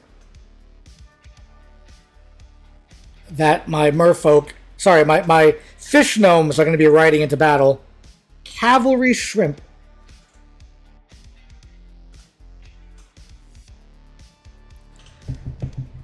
I have large crabmen, large shrimp monsters, lobster monsters. I got a whole army's worth of models just chilling here. It's probably going to take me about 6 months to get everything done, I think. And the rules are going to be the most fun part, I think. Just playing and then messing with the rules. And then I have my own fish army. Now, the issue is this. This is very important. I've played with custom rules in the past. And it is unfair to overlay my experiences with people nearly 20 years ago with people today. But what I've learned, and to be wary of, is that typically wargamers are very wary of people trying to power game, even though power gaming isn't really a thing. What I'm saying is, last time I tried to make custom rules for my squat models about 20 years ago, people in my area accused me of power gaming because I was running a league at the Wizards Wall, and I lost every game I played. The custom rules I invented for my army were so crappy that I even got tabled on turn 3 against this fucking retard. God, he's pissing me off so much. Eric Woods, I believe was his name. And he called me a power gamer and a cheater and whatnot after he tabled me on round 3. So this dude beat me on round 3 with his Necrons, tabled me, tabled my custom rules, looked me in the face and said I was a power gamer and I should stop doing that. Bringing this army to... running a league with my own rules and my own army rules so I can like feed my own ego or something. Which one, as an egoist, that's what you should be doing, is feeding your own ego. That's how you survive as a flourishing, happy individual. But 2, I lost every game and got tabled. That's the reality. So he is actually a crazy person. So I have to be careful with the rules for my army. It may be fun for me to play them with certain rules, but I have to make sure that the majority of the games I play are tilted in my opponent's favors. Because if I bring the fish gnomes to play against somebody, to play test, I already know how conquest players are. Whenever you name a regiment has a rule, people already get negative and kind of coil into themselves. Oh my god, it's so powerful. I'm like, bro, play the damn game. Stop being stupid. So people are already on the defensive when it comes to powerful stuff in this game, even if it's not powerful. But then to have things actually be strong, which paradoxically, that's what people want. But to actually have things strong, that's how you lose friends. Now, to be fair, if people are irrational like that around me, they're not friends of mine, but, I need people to play with, so. That's why I put up with a lot of the BS in Conquest. Because I just enjoy the game. And it's not a game of solitaire. If I just sit here and play with myself all day, it's really not fun. Okay. Oh, these aren't like white enough, I don't think. I have to make them a little brighter. So I'm going to add a little more white to the bases. Yeah, to the stands. So yeah, so the rules I'm going to make for Fishgnomes, they're going to be fun, but I also have to be careful that... But that's the thing though, right? That's the issue. As that, it's unfortunate because... Well, anyway, the issue is that even if I make the rules weak, people are still going to complain. So you may be asking, why do you care what people think if they're going to complain anyway? And you'd be right. That's just what I'm going to have to deal with. It is what it is.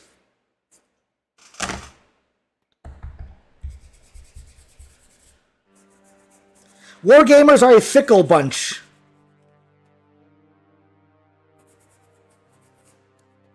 Well, the stupid ones are.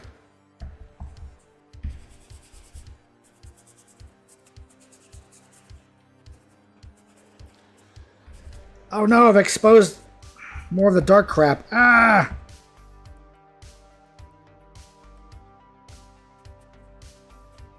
Alright. I think I just did all that off camera.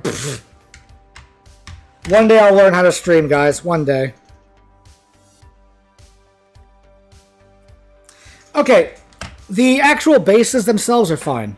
Okay. The stands are good. Now is time for... some Fishgnome painting. We've reached that part of this story, folks. What time is it? 3:35?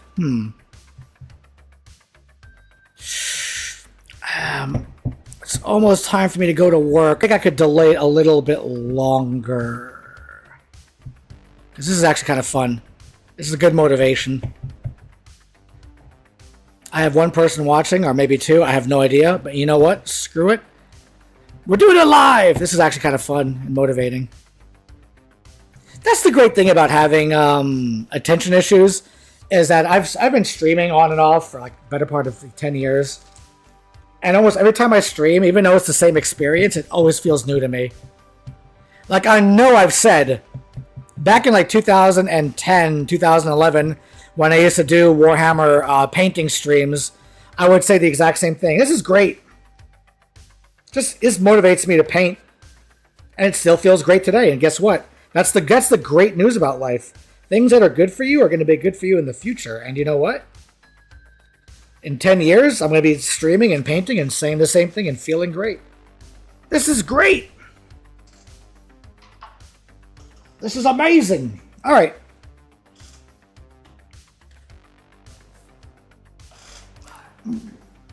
Because right now I'm having a war with my brain. I so want to turn the stream off and go do anything else but this. I'm fighting that ADHD attention issue thing. But being on stream kind of helps with that. Okay.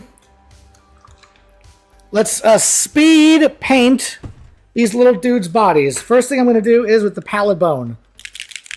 Pallid bone. 6 of them. Oh, with one contact, this sucks. Okay, here we go. Oh, there's pallid bone everywhere. I just sprayed it everywhere. Let's put the paint right there. And start speed painting. Here we go. Hold it by the spear. And now it's got to pallid bone the heck out of this guy. Making sure to keep it off of his clothing, which really they're naked, so the only clothing is the hat.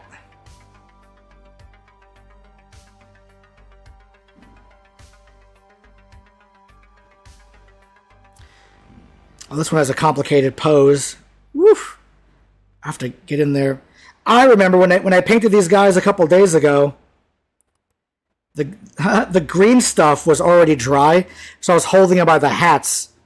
My fingers right now are kind of remembering that. Saying, yeah, holding him by the shield, this feels kind of weird. Boss? Oh yeah, it's because he held him by the hat last time, but I can't hold him by the hat this time because the hats are still green stuff wet. Alright, one down. 5 to go. For this color, anyway.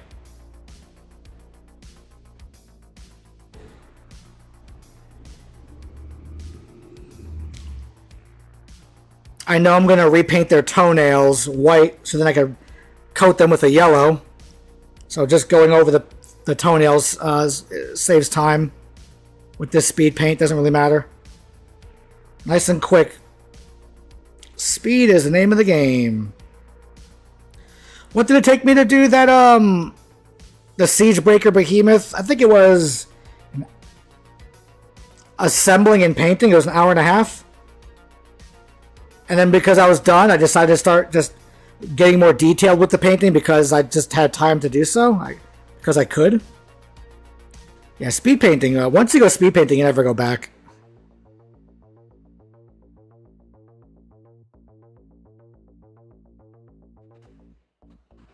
Alright, that's 2.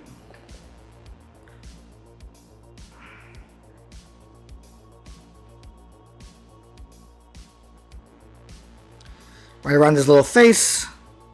Around his portly little belly.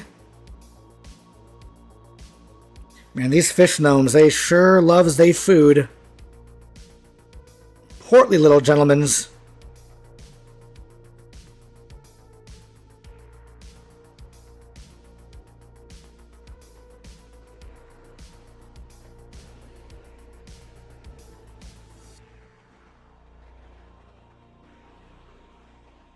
Portly little gentlemens. Okay, this little guy has been painted up. Gnomed up, as they say. You don't get a glow up, you get a gnome up.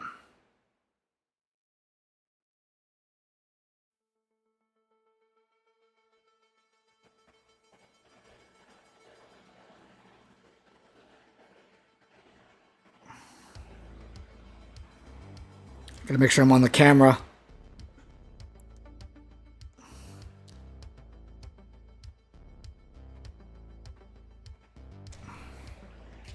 I need more paint. Give me moss paint.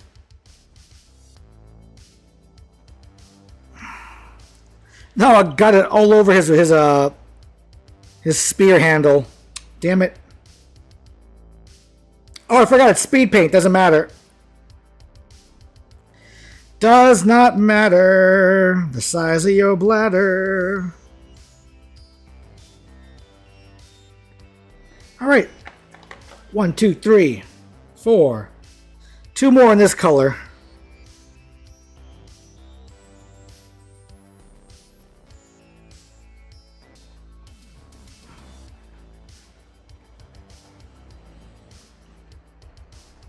Look at this little guy.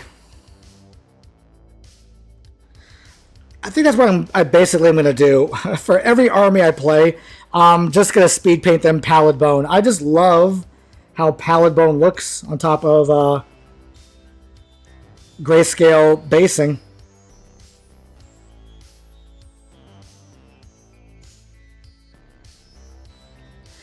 Everything is going to be Pallid Bone from now on. Everything. As a matter of fact, this little guy needs some more Pallid Bone. He's looking a little too pallid, not enough bone. There we go.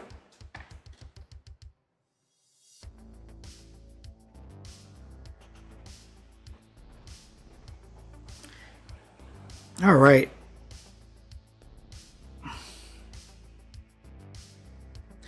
Yeah, as far as I can recall, this is the first time I've ever speed painted with green stuff before.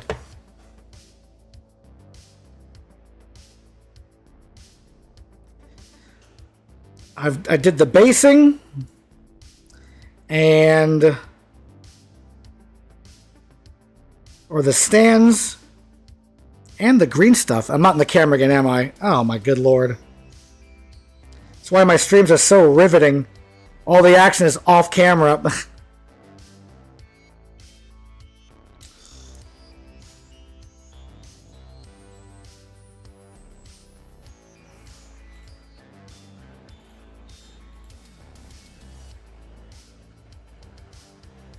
All right.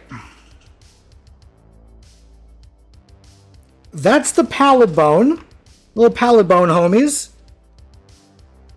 Now I'm going to hop over to the charming chartreuse. Charming chartreuse. Because it's charming. I need to make sure that this is not on. You know what? Do I have a bottle cap lying around somewhere? Because the white is still, even though it's dry, it's not fully dry, fully cured. And I don't want the chartreuse to leak all over it. I don't have a bottle cap. Usually I have them lying around because I'm a porker. I'm a big nasty porker. Oh! I could use a conquest base. Conquest base, upside down, go. Chartreuse, go.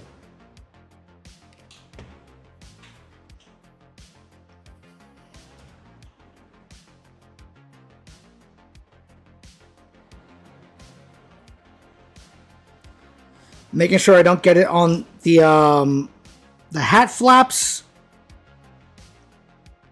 or the hat itself, because the chartreuse this color is a little harder, not a little, it's infinitely harder to color over than pallid bone. Since pallid bone is so dilute and clear, you could paint right over that with pretty much anything and not have half of the issues as you would trying to paint over something like this green.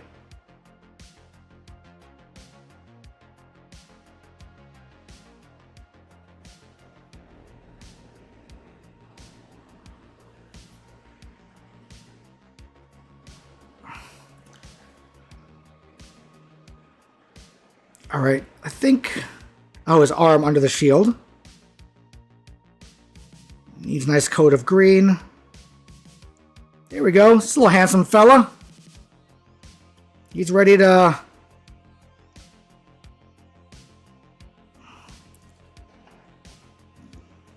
storm enemy territory.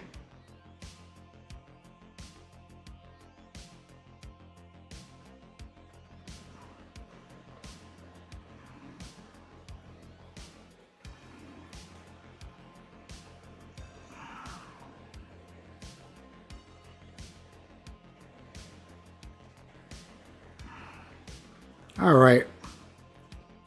There's a handsome little fella here.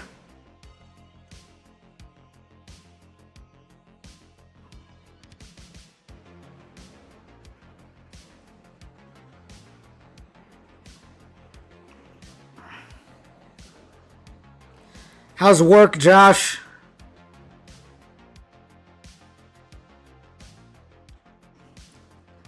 You swamped?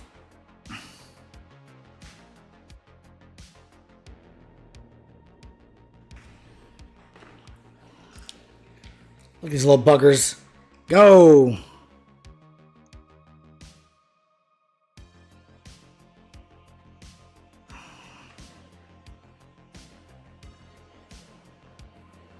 Alright. I love speed paints. They have changed my entire hobby for life. I like them much better than... Well, the OGs are the contrast paints. I'm going to give GW props because they are the originators of it. I am more partial to speed paints than contrast paints, because the quality of either line between the paints varies. That it's not like I can say I like all of the speed paints better than all of the contrasts, because contrast paints are some colors, some textures, some opacities I don't like. Some colors are more runny than others, blah, blah, blah, blah. Same thing with speed paints.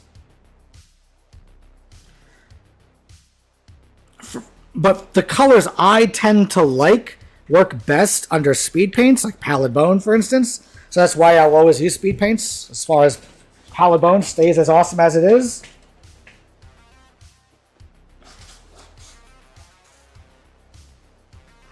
Three more of these little guys. And I am so envious of you young hobbyists out there. I mean, contrast paints have already been out for almost a decade now, right?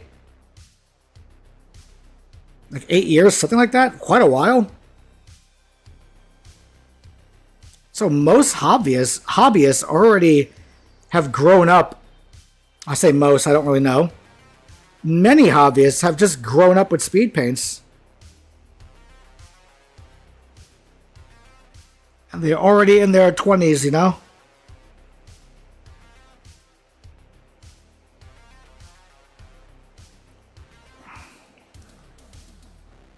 It's like any kind of really good technology. I remember when we didn't have speed paints. When I was actually foolish enough to try the GW method of heavy metal painting and was disappointed for 20 years and never liked my own work and was down on myself and blah, blah, blah, blah, blah, never realizing that the heavy metal technique is not made for army painting. It's just made for creating models for viewing, like magazines and stuff.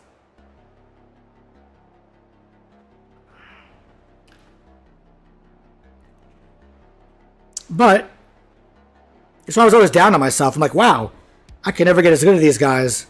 Speed painting, you're pretty much already a pro, and your stuff will usually look like it's pro stuff right off the bat. And in the end, you are a pro.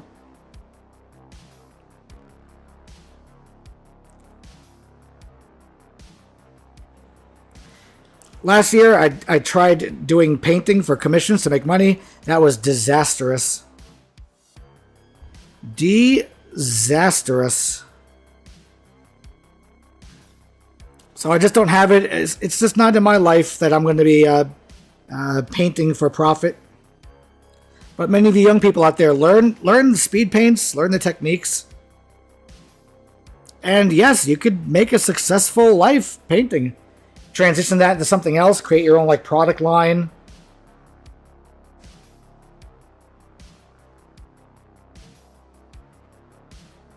The only thing stopping you is you.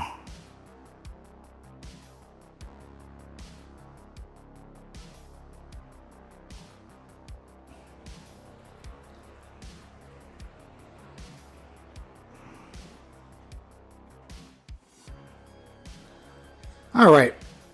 This little guy here. Get him going.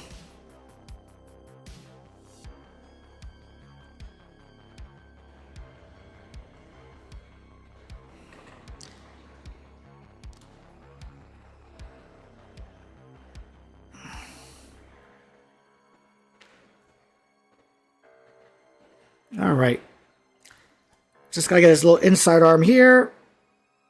Chartreuse it up. The back of his head. Inside of his arm. There we go. This guy has been chartreused up. Almost ready for war. Almost. Oh, his feet. For all you weirdos out there. There we go. Got his feet.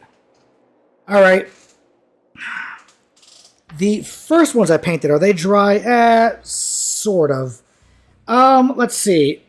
While the body is still pseudo-wet, anything I can do to really paint? Let's see. I could put blue on these stands. So, it's time to blue it up. Let me grab another little stand here. We'll plow.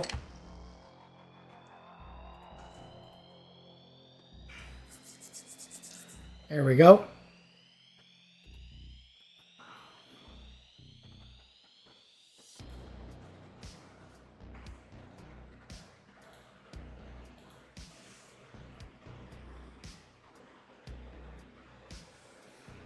All right, 1 second, guys.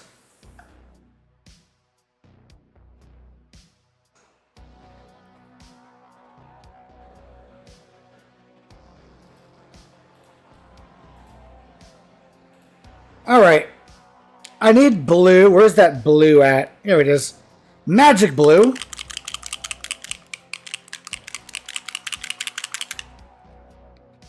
Goes in a little circle here. My little disc of love. Little plow. And where did I put that paintbrush at? I don't know. First one to be bluified. Over here, on yonder. So I can just keep it on cam. Let me just move all this out of the way. Damn, it's not as white as I want it to be.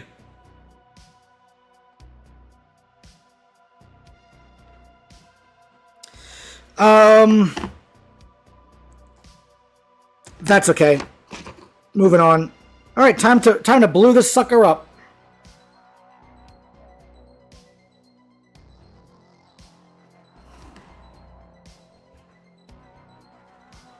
Pretty much follow whatever pattern you want.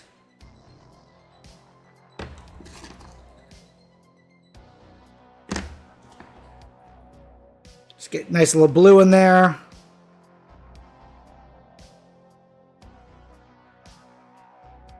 Right to the edge.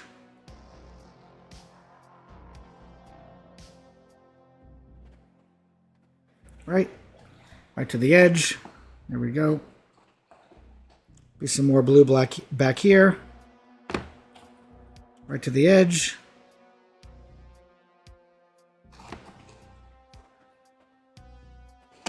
Oh, I'm touching the edge. Getting blue on my fingers.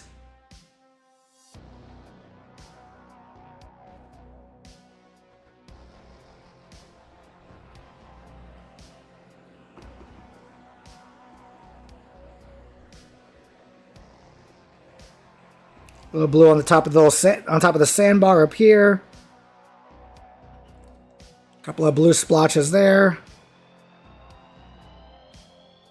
That's what these are. These are like little sandbars in a sense.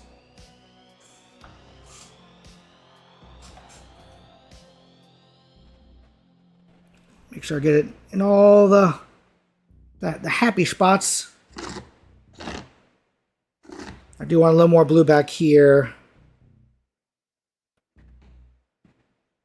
Maybe right there. Okay, so this one here seems done. It's time to blue this one up.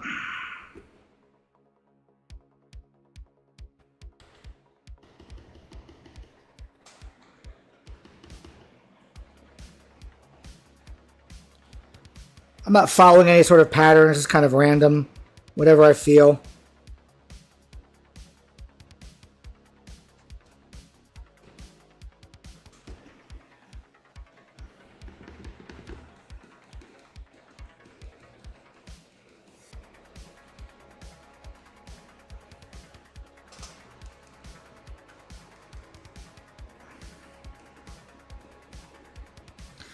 You have like a little pooling of the blue here in the middle. Not too much though, because the other stand's going to have large blue pools in them.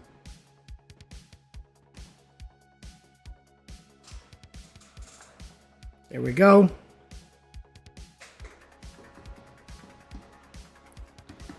Put some more blue there. Link them up.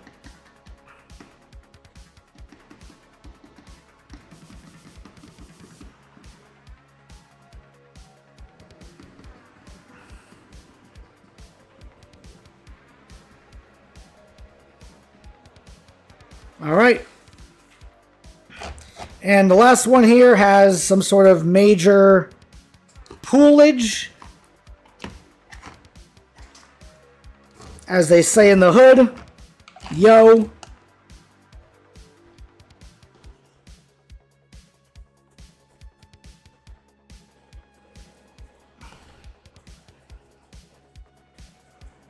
There we go. One there, one right there.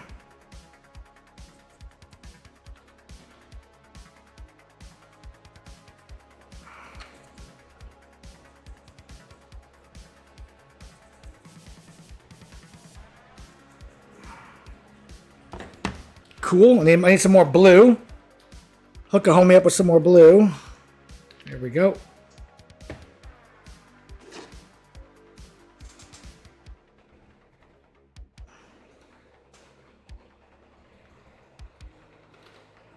All right.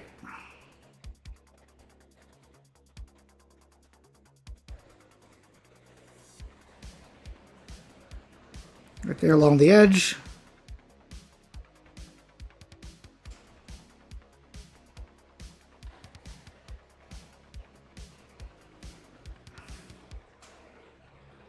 Okay. A little more along the edge there.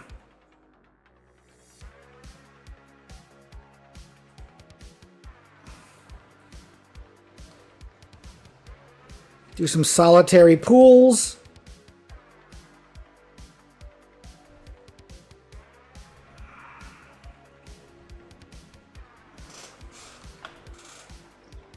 I think that's fine.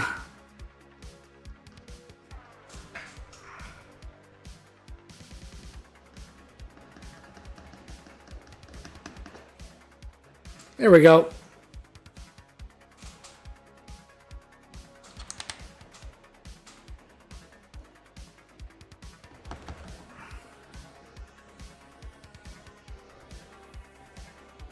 Okay.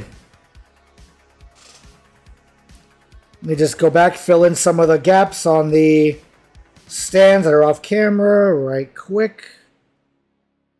This is that painting perfectionist when you see like little spots and stuff that are missing but really don't matter overall. This is what I'm calling, this is a speed painter's nightmare, time waster.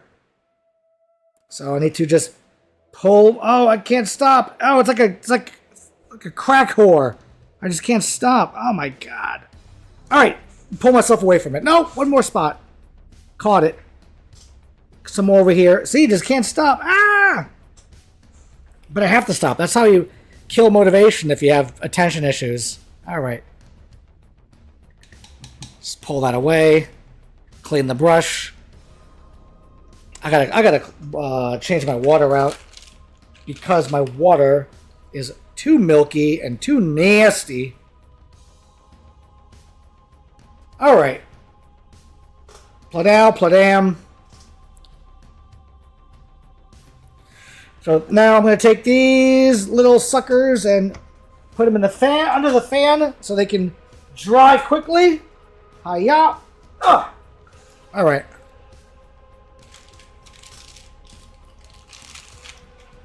They're now currently drying quickly, as I've predicted. Why am I doing what I'm doing right now? All right, this is all time wasting. All right, my brain is like looking for excuses. 4 o'clock, let's see. Hats, shields, eyes. I still have a lot to do. I guess I could finish this when I get home tonight. I just have to do the shields, the hats, the weapons. Then I got to paint the eyes and the nails white. And then go yellow over them and then glue them on the stands. Oh, and I got to... While the sun's out, I need to use my UV resin to resonate my stands here.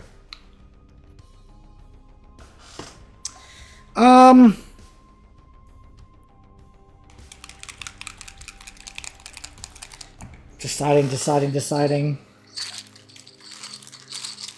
I think, actually, you know what? I think I'm going to stop because it is time. I have to go back to work. I've been putting work off way too much because this has been a lot of fun. A lot of fun. So, anyway, thank you all for watching. Thank you for hanging out. I am going to have the link up to my new Discord up soon. I know I keep saying next video soon. So, instead of saying next video, I'm just going to say soon. And... well, then we could talk about Fishgnome stuff and just enjoy each other's company and talk, have a little companionship in life, you know, a little online companionship. Because why not? Life is good, life is fun, and enjoy it with those you love. Alright, guys. Peace out. Hey, Josh, if you're still around working, thank you for hanging out. Much love, brother. Much love. Work on those city states, dude. I need you to kick my ass, alright?